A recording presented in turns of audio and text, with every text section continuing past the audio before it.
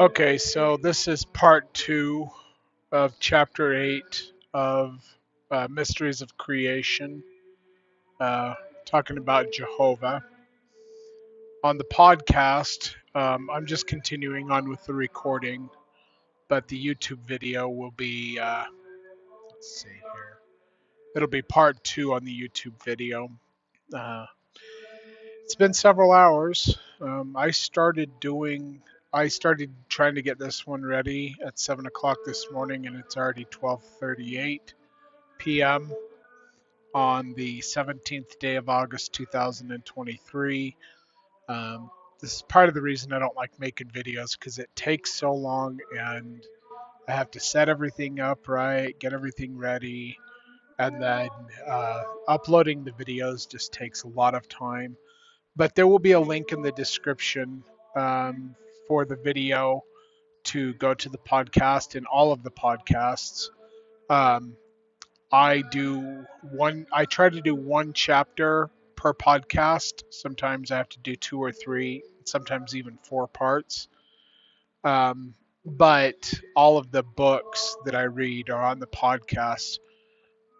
The videos, I don't do them as often, like I said, but I think that this chapter is important, and I think that the next chapter is important as well. So I'm going to try to do a video for that one as well. I am working on getting a new iPad with a lot more memory. That'll help me in making these videos. I know that they're long. I don't do much short format videos. You can't really get into the um, the depth that I'm trying to go for in a short format. And so I know a lot of people don't have the attention span to stick with these things, but these aren't for those people. These are for people who want to understand and know and delve into the depths of these doctrines and these truths. And I put a link in the podcasts for the chapter so that you can go just read the chapter.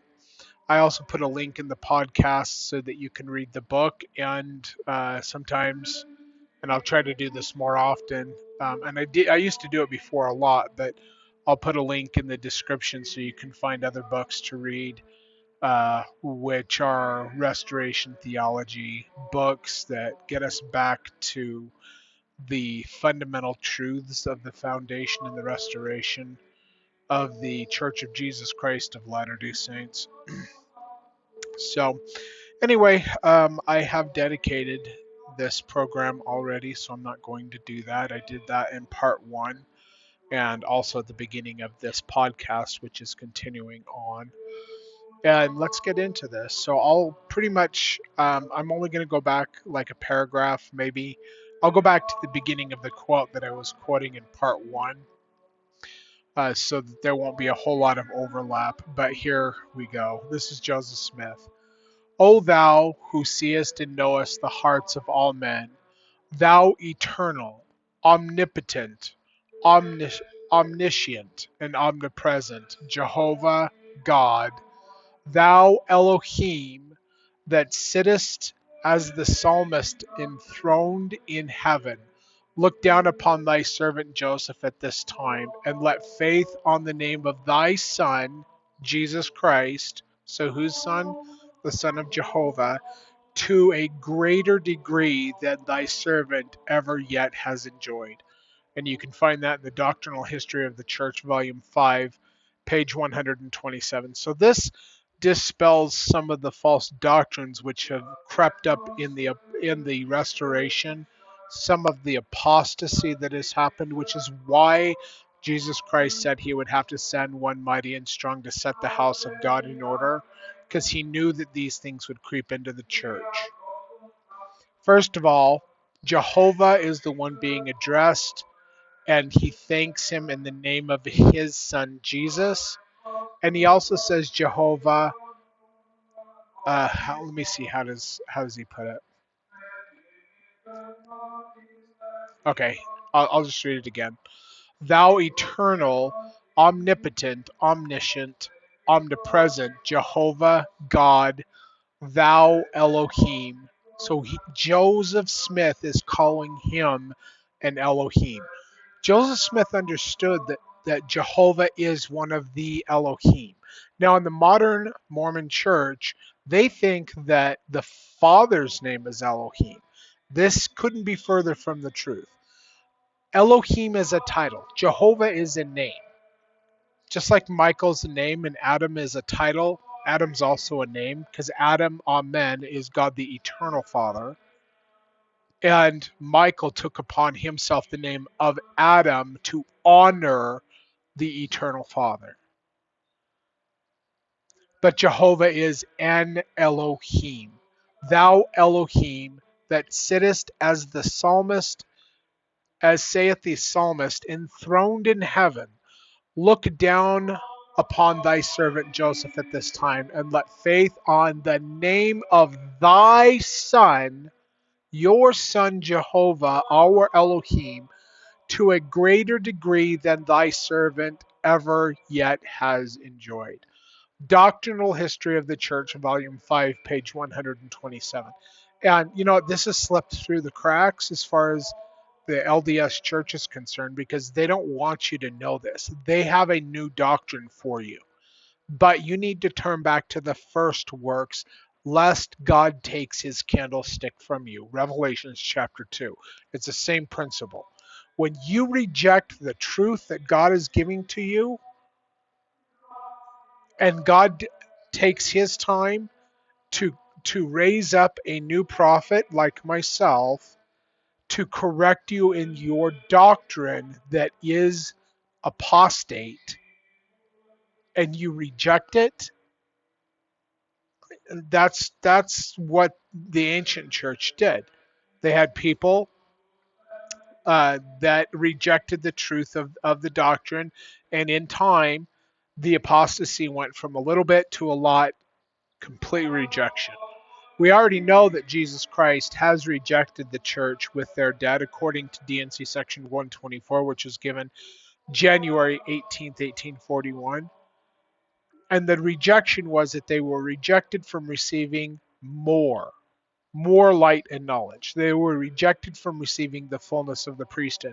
And like I've said before, Brigham Young, he claimed to receive the fullness of the priesthood from Joseph Smith, except the problem is Jesus Christ said that the Most High had to give it or restore it in a temple that was built.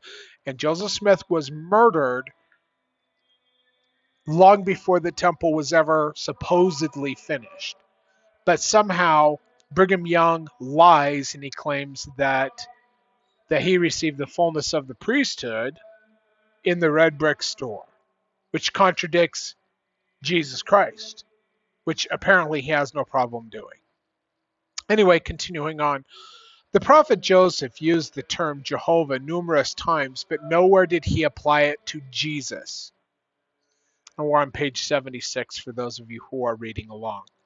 Some of Joseph Smith's disciples had the same understanding of Jehovah. For example, in 1835, Parley P. Pratt wrote a pamphlet in which he referred to the great Jehovah, his Son, Jesus Christ, the holy angels, or the holy apostles. And that's a short account of a shameful outrage, which was published April 7th, 1835, page 8. See, they understood these things that for some reason began to change in the 1880s and was fully cemented in the doctrine of the church by the 1920s. And the reason this happened is, first, Satan loves apostasy. Let's turn that down a little bit. I don't know if you can hear it on the video, but if I can get it to work. Come on. Oh, there it goes. I'll turn it up a little bit. Yeah. Anyway, so another reason it happened is because the saints, over time, they just want to be accepted by the masses. The masses are apostate. Christianity is apostate. That is the reason why there had to be a restoration in the first place. And if you're doing it as a church and as a people to become popular with the world, I think it's James or maybe it's Timothy in the New Testament. To be friends with the world is to be in opposition with God or to be at enmity with God. We shouldn't be friends with the world and give up our values. In fact, John Taylor received an important revelation, and so did Wilford Woodruff, where they were told not to give in to the Gentiles, but they did. They did in the 1890s, and they did. They continued to do so, to be friends with the world. They have given up their birthright, and Jesus Christ knew this was going to happen, which is why he said he would have to send one mighty and strong to set the house of God in order. Again, later, Parley P. Pratt wrote, "The Methodist God can neither be Jehovah nor Jesus Christ, for Jehovah showed his face to Moses." And that is in Mormonism Unveiled, Zion's Watchman Unmasked, 1838, which was when that was published, page 43. So it was it was a long pamphlet, basically. In an 1841 article in the Times and Seasons, which was a church publication, much like the Liahona or the Friend or the Ensign, the Times and Seasons was a publication for the saints who were not in Zion so that they could know what was going on. And here was what was written. The Lord, Jehovah, has spoken through Isaiah, saying, "Behold my servant, whom I uphold, mine elect, in whom my soul delighteth." Evidently, the Lord, referring to the Lord Jesus Christ, the Son of God, chosen or elected by the Father. That's in the Times and Seasons, Volume 2, page 524. The prophet Joseph added this quotation to the history of the church, which is in volume 4, the history of the church, volume 4, page 256, saying the millennial star, volume 9, number 9, volume 1, contains the following communication, which I have read several times. It is one of the sweetest pieces that has been written in the last days. This is Joseph Smith speaking to the saints. I therefore insert it entire. All three, Millennial Star, Times and Seasons, and History of the Church, carried this same article printed under the eyes of the prophet, Joseph Smith, wherein he concurred with with this concept of Jehovah being the God who spoke to Isaiah and who was the God of Jesus Christ. And again, from the Times and Seasons, quote, "We believe in God the Father, who is the great Jehovah and head of all things, and that Christ is the Son of God, co-eternal with the Father." That's in the Times and Seasons, Volume 3, page 579. I know a lot of people want to go with what the brethren say today, but let me ask you this. They will tell you that they cannot lead the church astray. Never mind the fact that the old church, the ancient Christian church, was led astray and into apostasy. They say it can't happen to them, okay?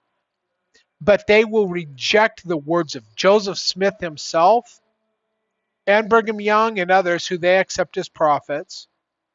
Like they'll say, "Oh, Brigham Young, he taught a lot of things that were right, not right, but he's still a prophet. And as a prophet, he can never lead the church astray, but he led the whole church astray in a whole bunch of different deeper doctrines, according to them." They cannot have their cake and eat it too for anybody who has critical thinking skills, who get into this doctrine, who understand. They get into the old articles and the old letters in the church. Now they're coming up with this Joseph Smith papers. Yeah, I don't know what to think about them because I don't trust them to begin with, because they have hidden many things which were taught in the early church. And then they go in general conference and they say, oh, well, you can't really trust the old prophets and apostles. You have to trust the living prophet. And they don't say that, but they do say that. You can't. You should only trust the new guys, the guys who have been brought up in correlation. They don't want you to know anything about, like Heber J. Grant not conferring priesthood from 1921 to 1937, I think it was, I think it was 37. David O. McKay changed it back, where they did not confer priesthood, they only ordained to offices, which means that the majority of the 12, probably most likely all of the 12, all of the 70s, all of your bishops, all of your stake presidents, the majority of the members of the church, they have that break in priesthood authority. They don't have it anymore. Even if Daniel chapter 2, which I talked about in the part 1, even if that never happened, and it did, and part of the reason it did is because of this kind of stuff, but even if that didn't happen, they didn't have priesthood conferred upon them, and there is a break in their authority, and they are as apostate as the Christians are. Heber J. Grant did that. He didn't want the members of the church having authority. So he stopped the church officially as president of the church from conferring priesthood. Before he was president of the church, he brought this to Joseph F. Smith, who was the 6th president of the church. And he and Charles Penrose tried to get Joseph F. Smith to go along with this program. And he said, basically, Joseph F. Smith said, if you bring this up again, I'll have you both excommunicated. I'm paraphrasing a little bit, but that's basically what he said. So Charles Penrose and Heber J. Grant let it go. Joseph F. Smith dies, and then you get this new guy in here who's president of the church, and he does exactly what the former president of the church rejected. It's the same type of thing with President Nelson. I know I'm stepping on some nerves, but President Hinckley endorsed the whole We Are Mormon campaign thing, really pushed it. Even back then, Nelson had a problem with being called a Mormon. As soon as he gets into the presidency after Monson, immediately he's doing what he wanted to do, and President Hinckley was telling him no. Because he's the new guy and he's going to do whatever he wants. And you as bootlicking Mormons will just go with the program, and the thinking has been done. And that's a Heber J. Grant quote. If the prophet has done the thinking, and the thinking is done, the LDS Church members shall not think anymore. That's paraphrased, but that's basically what he said. They want you to follow them into apostasy. They came into apostasy themselves, and they are going further and further down that same road. The road of an apostate, because they want to be popular with the world. This is why they have changed Jesus Christ and Jehovah.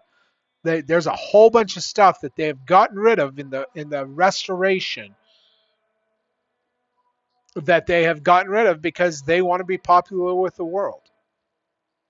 And you can find that particular quote that I was just reading in the Times and Seasons Volume 3, page 578. Good luck finding it, though, because who knows how long it'll take them. With the Journal of Discourses, they actually reprinted them and put everything in different places, so it was still there, so they didn't get rid of any of it.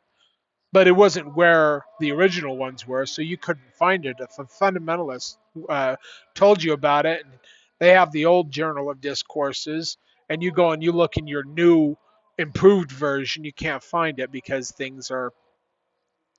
Oh, seriously?